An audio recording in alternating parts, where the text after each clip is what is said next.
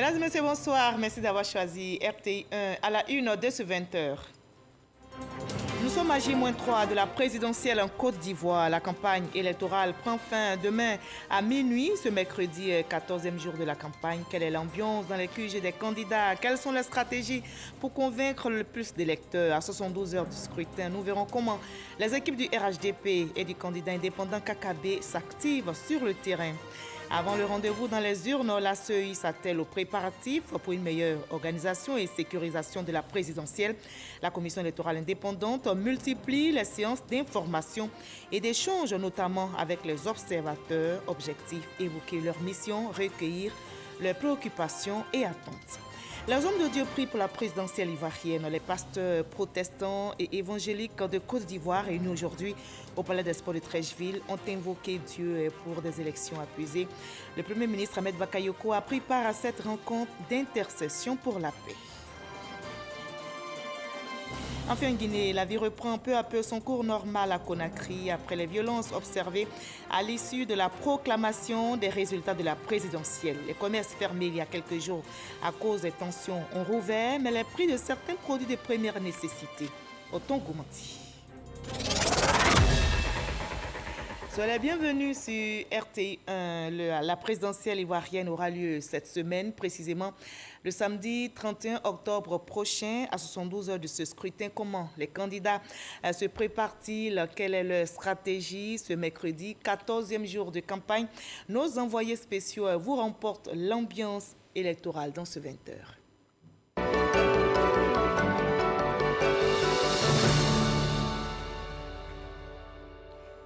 Plus que 72 heures pour la présidentielle dans notre pays. La campagne électorale, je rappelle, prend fin demain jeudi à minuit.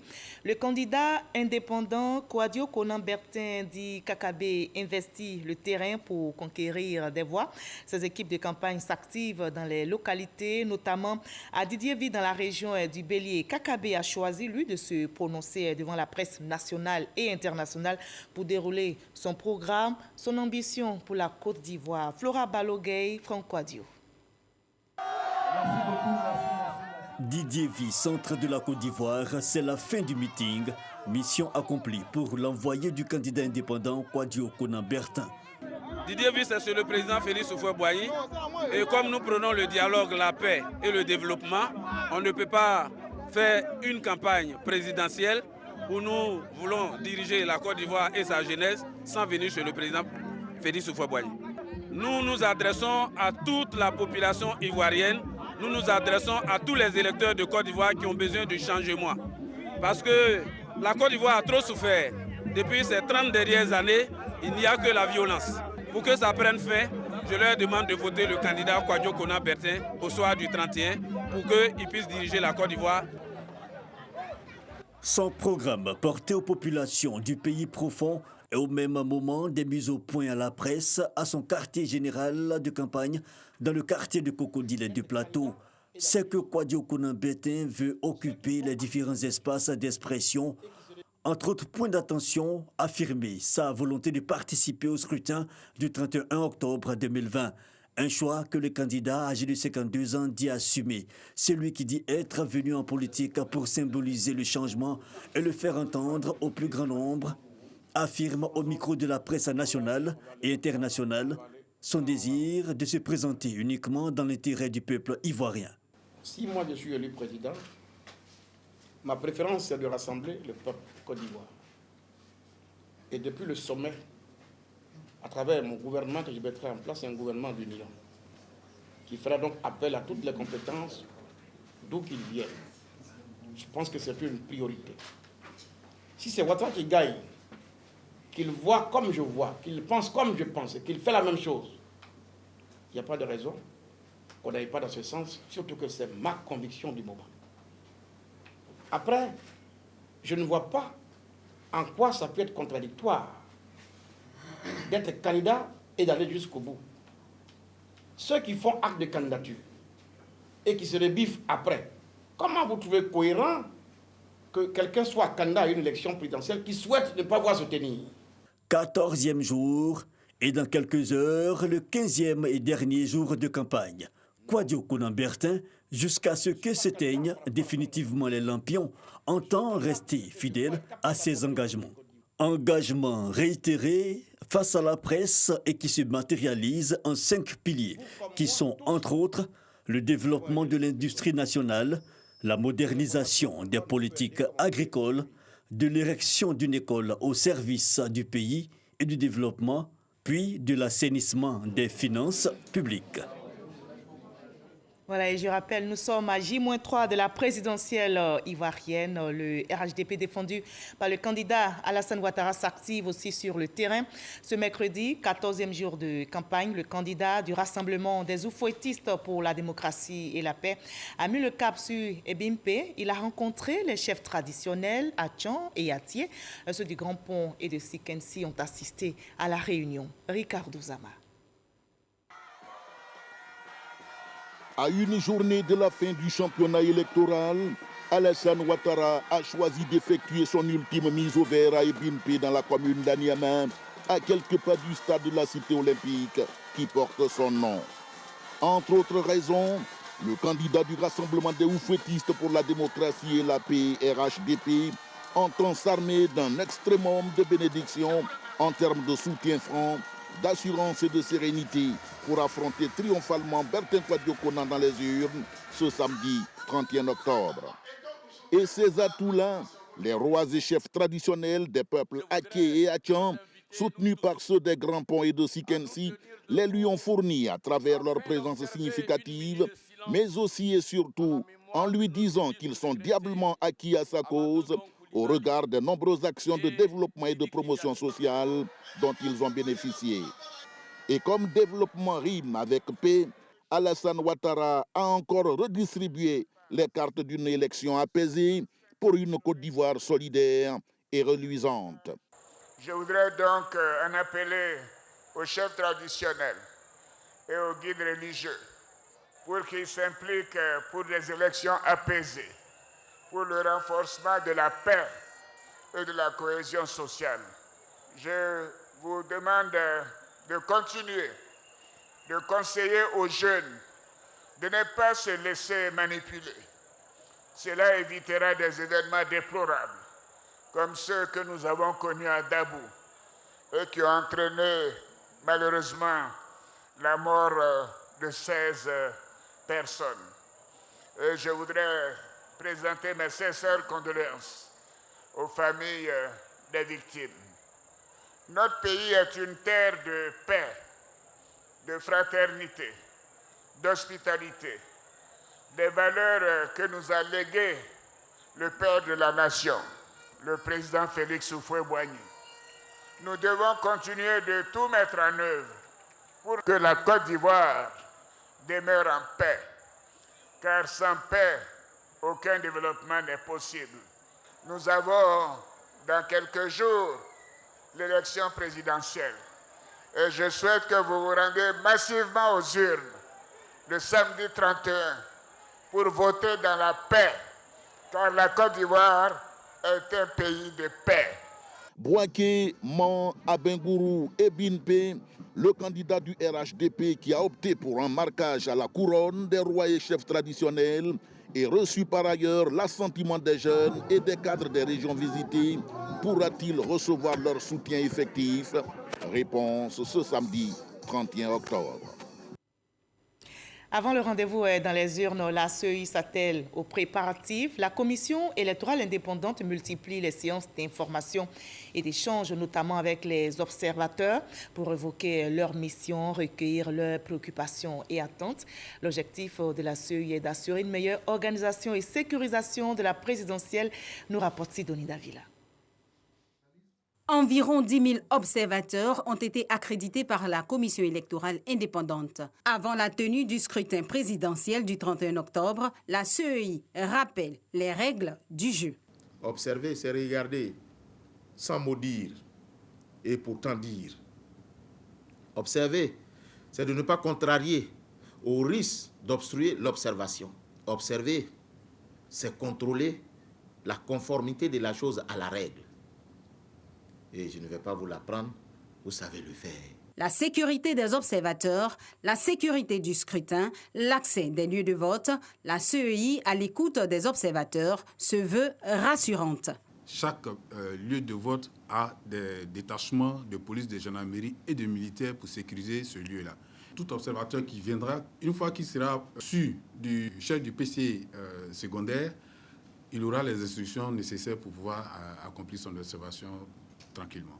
Les observateurs électoraux apprécient ce temps d'échange. Nous sommes compris et il nous appartient d'aller partout sur l'étendue du territoire, dire ce que nous avons vu. Cette séance d'information est la bienvenue parce que nous avons eu beaucoup d'éclaircissements sur beaucoup de zones d'ombre. C'est très appréciable d'avoir ce degré de transparence, de clarté sur les conditions dans lesquelles s'organise le scrutin. À la fin de leur mission d'observation, les différentes équipes produisent des rapports dans lesquels on peut lire leurs différentes propositions ou recommandations. Bon, ces rapports ils sont remis bien sûr aux autorités électorales. On fait des recommandations pour essayer d'améliorer le système électoral et puis ils sont à la disposition du public. Quand on a la possibilité effectivement de revenir dans un pays, participer, enfin accompagner un nouveau processus électoral, on est toujours très attentif à regarder si les recommandations qu'on a faites au processus précédent ont été prises en compte. Pour faciliter le travail des observateurs sur le terrain pour cette élection, la CEI a mis à disposition des contacts ainsi qu'une charte de l'observation. L'Union africaine et la CEDEAO déploieront aussi des observateurs pour ce scrutin présidentiel. Avant le rendez-vous du 31 octobre, des délégations d'observateurs ont été reçues par le Conseil constitutionnel. L'UA et la CEDEAO sont allés encourager le Conseil constitutionnel dans l'accomplissement de ses missions concernant le processus électoral.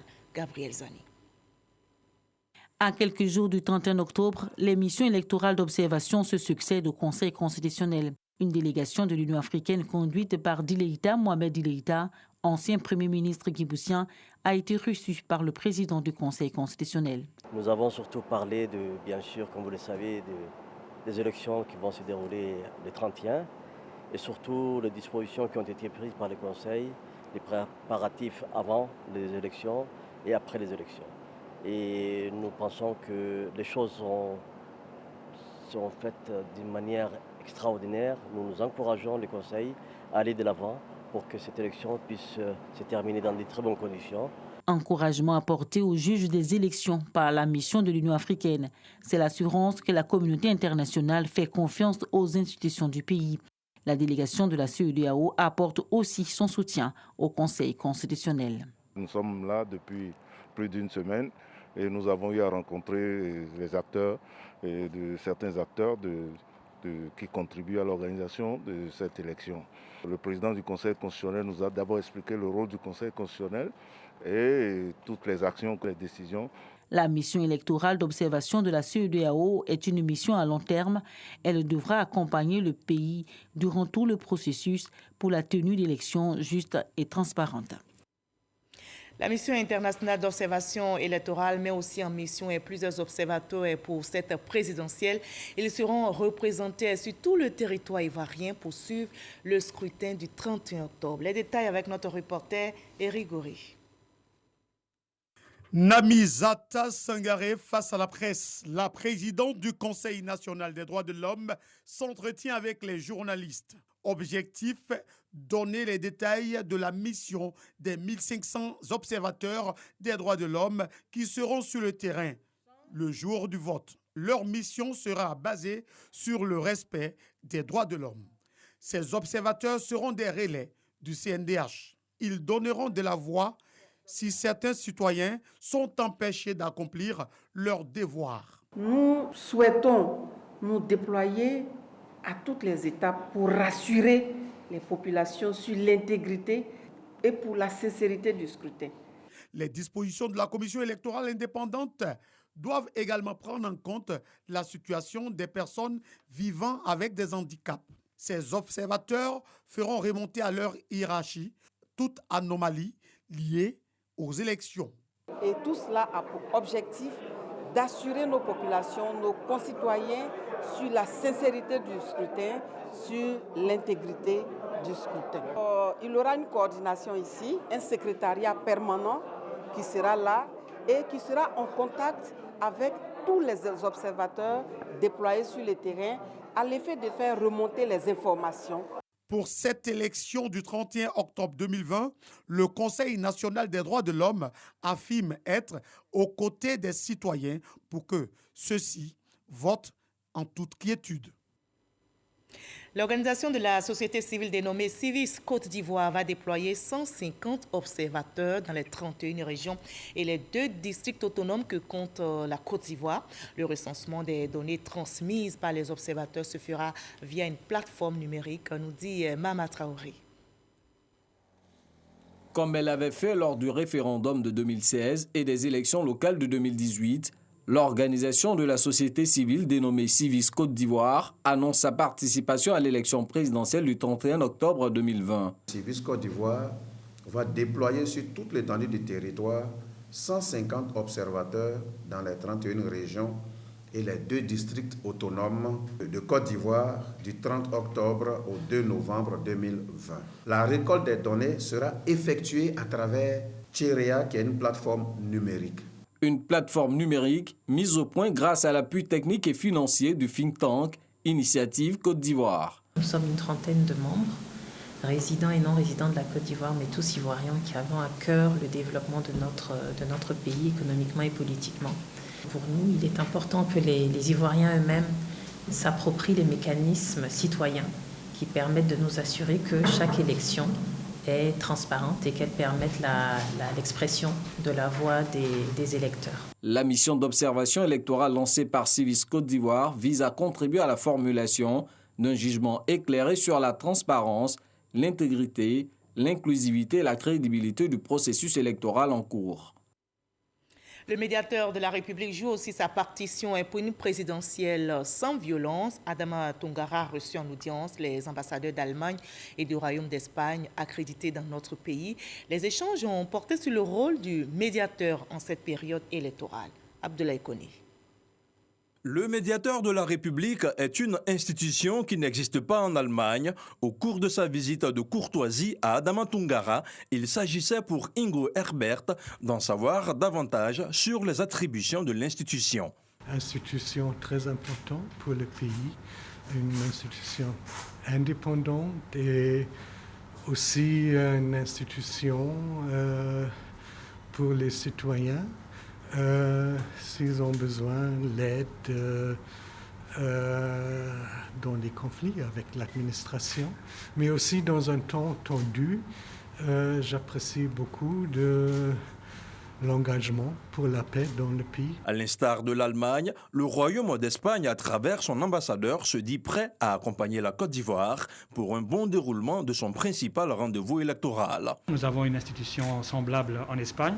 Et donc j'étais intéressé d'échanger avec monsieur le médiateur sur comment il voit son rôle.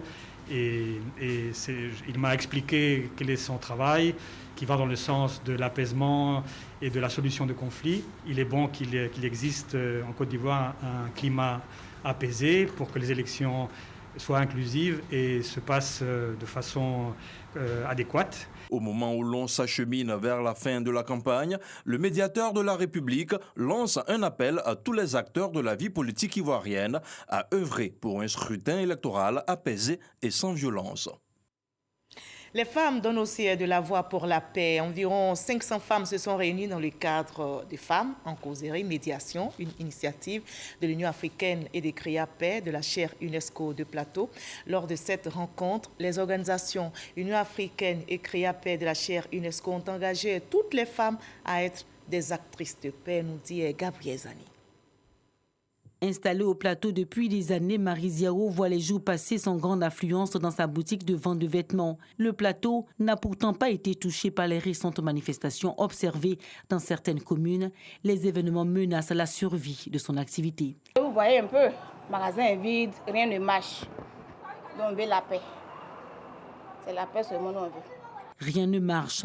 Les petits commerces durement éprouvés par le Covid-19 font face aujourd'hui à l'incertitude de ces derniers jours. Béatrice Hundo, restauratrice depuis 8 ans, appelle la paix de tous ses voeux. Ça fait 8 ans que je fais cette activité. Je livre la nourriture dans les entreprises. Les gens viennent, d'autres viennent manger sur place. Mais depuis un moment, ça ne va plus. On n'arrive pas à vendre beaucoup, on n'arrive pas à s'en sortir. Tout ce que nous demandons, c'est la paix. S'il n'y a pas la paix, on ne peut rien faire. Les femmes, le plus souvent, ce sont elles les victimes des crises qui surviennent à cause de la précarité. Rassemblées dans le cadre de Femmes en causerie médiation, l'Union africaine et Créapay de la chaire UNESCO les engage à être des actrices de paix. Elles ont signé un pagne blanc. C'est cet engagement, c'est cette détermination de la femme ivoirienne que nous célébrons aujourd'hui. Nous pouvons concevoir ensemble des ébauches de solutions et de suivis en vue de réduire les tensions et favoriser un consensus durable. Le pagne blanc est le signe de l'engagement des femmes. Et c'est aussi le début d'une caravane de la paix de 3 jours à travers tout le pays. Les femmes se positionnent en médiatrices dans cette échéance électorale dans leur famille et auprès des décideurs politiques. Il est urgent qu'elles participent activement et qu'elles demeurent des actrices de paix. Car face aux interactions violentes des uns et des autres, tu as certainement la paix. Elle est un engagement qui se pratique tous les jours dans toutes nos interactions. Oui, nous croyons que la paix est une valeur à cultiver, à rechercher, à nourrir au quotidien dans nos pensées, nos paroles, à travers nos actions. Ces femmes sont issues de toutes les communes d'Abidjan. Cette initiative conjointe de l'Union africaine et de Créapay de la chaire UNESCO bénéficie du soutien du PNUD et de l'Union européenne. Dans le cadre de ces activités, l'Union africaine a créé en 2017 Femmes Rise Africa, le réseau des femmes africaines pour la prévention des conflits et la médiation. Les actrices principales de ce réseau collaborent avec la chaire UNESCO, l'idée étant de maintenir, restaurer la paix dans les familles au-delà dans les pays. Et il est clair que la situation de la Côte d'Ivoire interpelle Femmes Rise Africa, dont des médiatrices ont partagé leur expérience. Voilà, des élections bien organisées et sans violence. C'est le vœu de tous. Les hommes de Dieu prient donc pour la réalisation de ce vœu. Les pasteurs protestants et évangéliques de Côte d'Ivoire étaient justement réunis aujourd'hui au Palais des Sports de Treichville pour implorer Dieu pour des élections apaisées. Le Premier ministre Ahmed Bakayoko a pris part à cette rencontre d'intercession pour la paix. Abou Sanogo. Ils sont venus de toutes les communes du district d'Abidjan et de plusieurs villes du pays. Dans la joie et dans la ferveur, plus de 5000 fidèles et pasteurs de l'église protestante et évangélique du Côte d'Ivoire ont au Palais des Sports à Treichville et en présence du Premier ministre Ahmed Bakayoko élevé leur voix vers Dieu afin qu'il veille sur la Côte d'Ivoire en cette période électorale. Prières et louanges.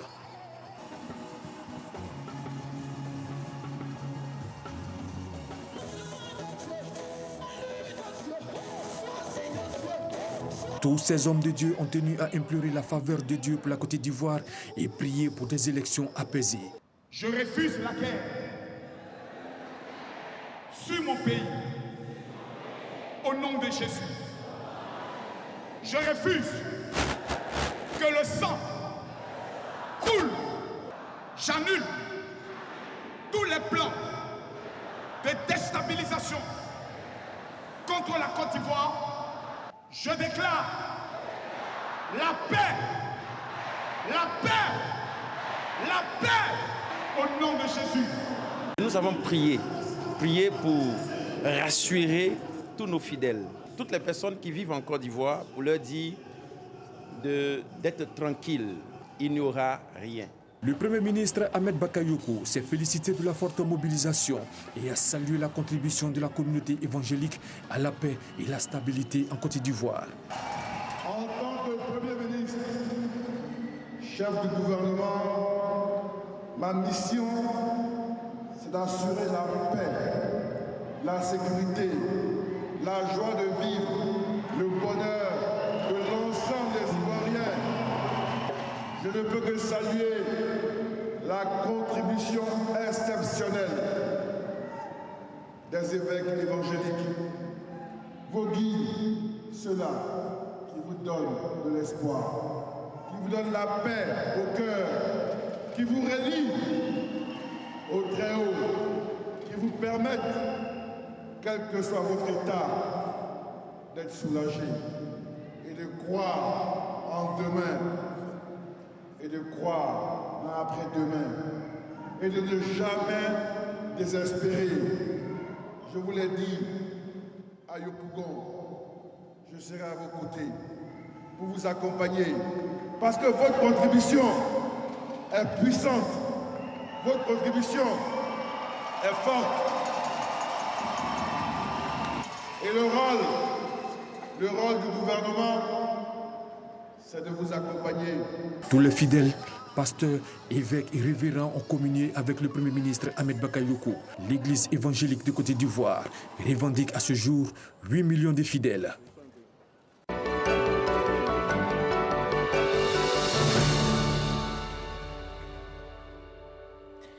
Et toujours dans la prière, la communauté catholique Saint-Egidio invite les Ivoiriens à l'union pour construire l'avenir de notre pays.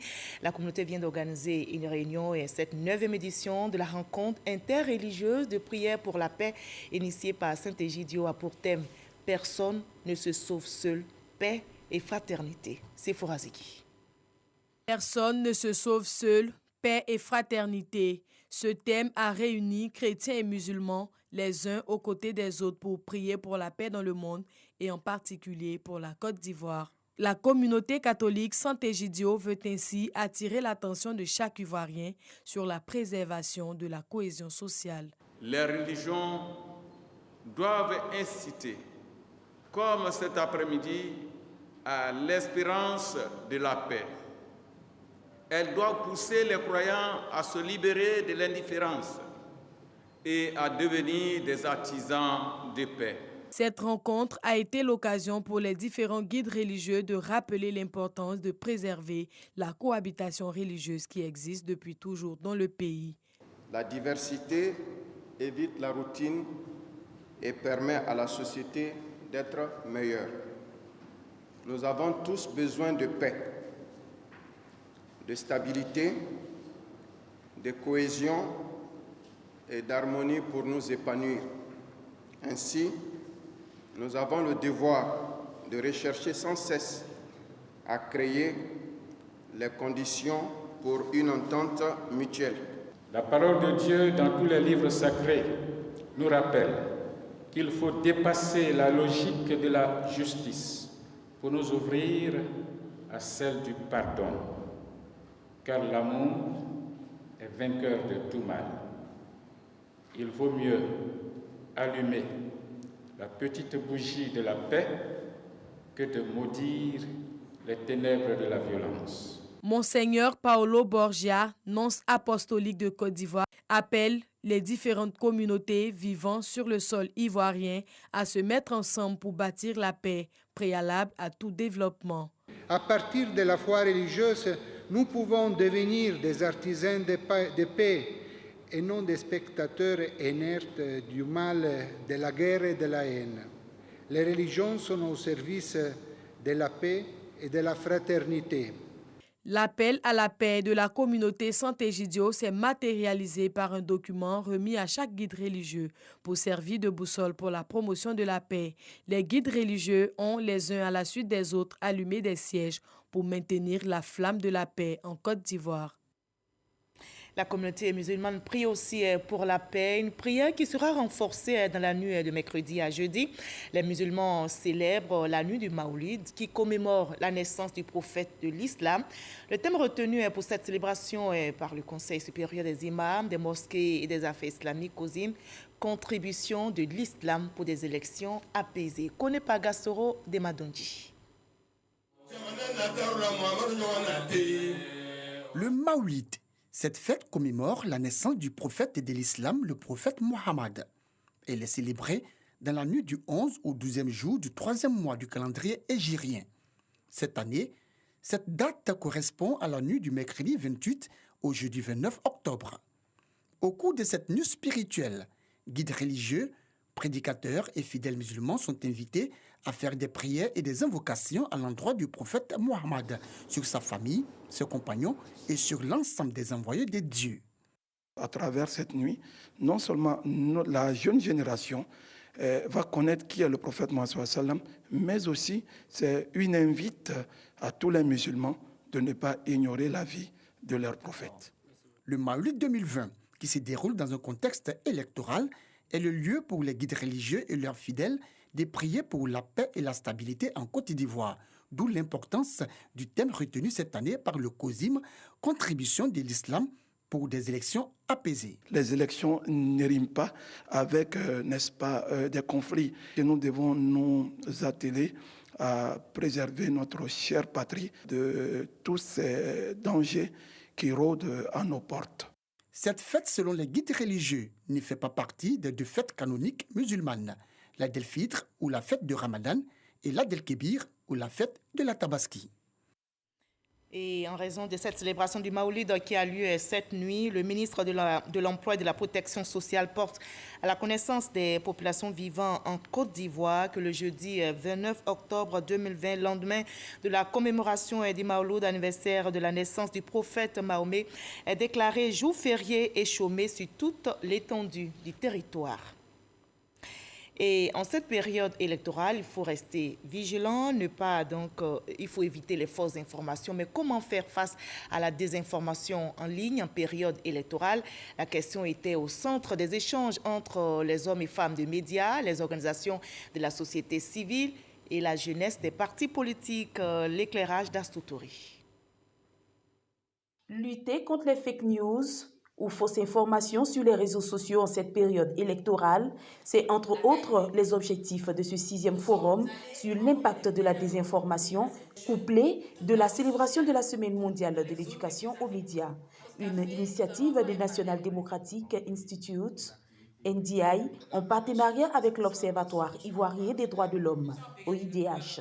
Je lançais tout à l'heure un appel pour que chacune dans son engagement évite de distribuer des informations qui ne sont pas vraies, des informations fausses, ou de distribuer des informations choquantes qui peuvent donc saper la cohésion.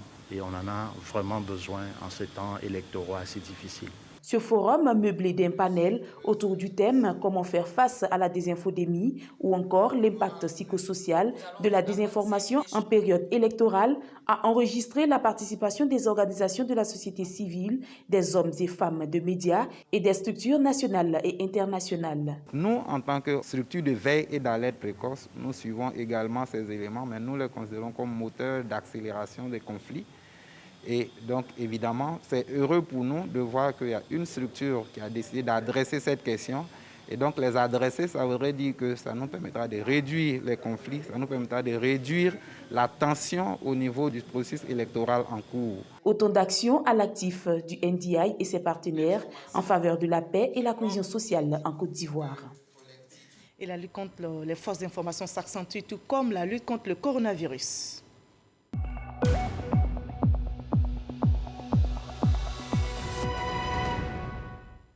Ce mercredi 28 octobre, on dénombre 67 cas confirmés sur 1064 échantillons prélevés, 12 nouvelles guérisons, malheureusement 2 décès enregistrés. La Côte d'Ivoire compte à ce jour 190 cas actifs. Attention donc à ne pas relâcher dans l'observation des gestes barrières.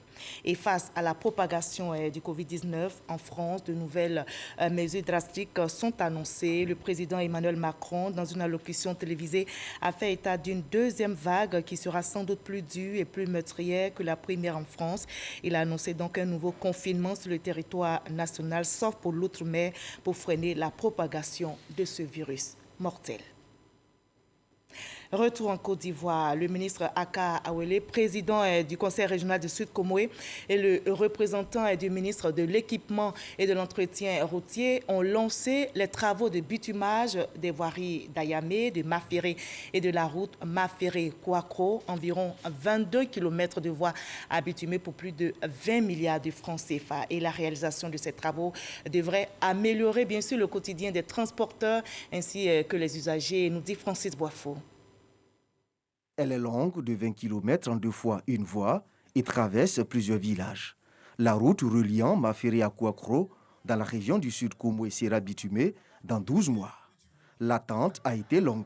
Nous sommes à l'époque de Félix Houphouët-Boigny ces populations donc, qui vont régulièrement à Maféré, qui vont au-delà, qui pensaient que ce goudron arrivé à Maféré les attendrait quelque part ici, ont attendu plus de 30 ans avant d'espérer voir du bitume ici. 20 km de voirie à bitumer et un pont à construire pour un montant de 17 milliards de francs CFA. Ça nous a arrangé parce que grâce à c'est le goudron qui fait développer le village. Donc si tu n'as pas le goudron, c'est qu'il était toujours en brousse. Toujours dans la région du Sud Koumoué, les communes de Maféré et d'Ayamé vont bénéficier de 2 km de bitume chacune, le tout évalué à 3,2 milliards de francs CFA. La joie de la population de Maféré est tellement grande que les mots pour exprimer une telle joie nous manquent. Nous sommes conscients de l'opportunité que va offrir le bitumage des artères de la ville. Autant bien que la route précède le développement, elle lève aussi les barrières entre les peuples et favorise le brassage culturel. Ça nous fait un grand plaisir parce que quand il pleut, on a des problèmes. Il est également prévu le bitumage de l'axe Ayamé à Bengro. Je voudrais à présent inviter l'ensemble des acteurs du projet, à savoir porter au BTP, Sodistra, le Bénet et l'Ageroute, à la plus grande application dans la réalisation des travaux. C'est-à-dire les travaux qui doivent être faits sont des travaux de qualité. Le bitumage des principales voies permettra d'améliorer les conditions de circulation dans les communes et de valoriser leur potentiel économique. Aka Aoulé salue les efforts du gouvernement et invite à la paix dans la région. Bonois va rejoindre notre tradition du Sud Koumoué qui est celle d'être une zone de paix, une zone de prospérité, une zone de cohésion totale. Bonois ne peut pas sortir de cette cohésion, ce n'est qu'un accident. Le lancement des travaux de bitumage des voiries d'Ayamé, Maféré et Kouakro s'inscrit dans un vaste programme du gouvernement initié en 2017. Voilà, la paix et le développement sont en marche dans notre pays. Plus de 2 milliards de francs CFA. C'est la somme qui sera investie pour la construction du pont métallique de Sokouraba dans le département de Minignan, au nord-ouest de la Côte d'Ivoire. Ce pont va permettre aux producteurs de sortir leurs produits et la liaison entre la ville de Minignan, chef-lieu de la région du Folon, et la Guinée voisine. Le reportage est signé Mamadou Kwasi. Le village de Sokouraba, dans la région du Folon, accessible désormais en toute saison. Le pont de fortune construit par les populations laissait place à un pont métallique d'une longueur de 102 mètres. Une infrastructure moderne d'une valeur de 2,5 milliards de francs CFA. Un financement de l'AFD, Agence française de développement, dans le cadre du contrat de désendettement et de développement, CDD. Ce projet rentre dans le cadre d'un cadre global de 11 ponts métalliques qui a été financé et que ce projet a pour objectif particulier de pouvoir faciliter les échanges.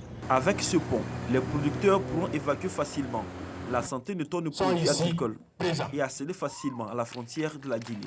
Avant donc, la construction de cet ouvrage-là, les populations, 4 à 5 mois dans l'année, étaient dans l'incapacité pendant la saison des pluies d'avoir accès à l'autre rive. Dans cette période également, les cultures produites dans la zone n'avaient pas de possibilité d'être écoulées dans les zones de commercialisation.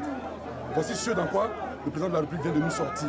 L'inauguration de ce pont, un rêve caressé par ces populations du département de Minignan, a donné lieu à une grande fête.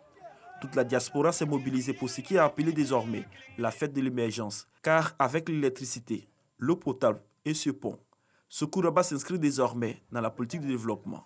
De quoi encourager le président du conseil régional du Folon dans sa stratégie de développement. Le ministre Gaoussou Touré s'est réjoui de la réalisation de ce projet, vu de plusieurs décennies.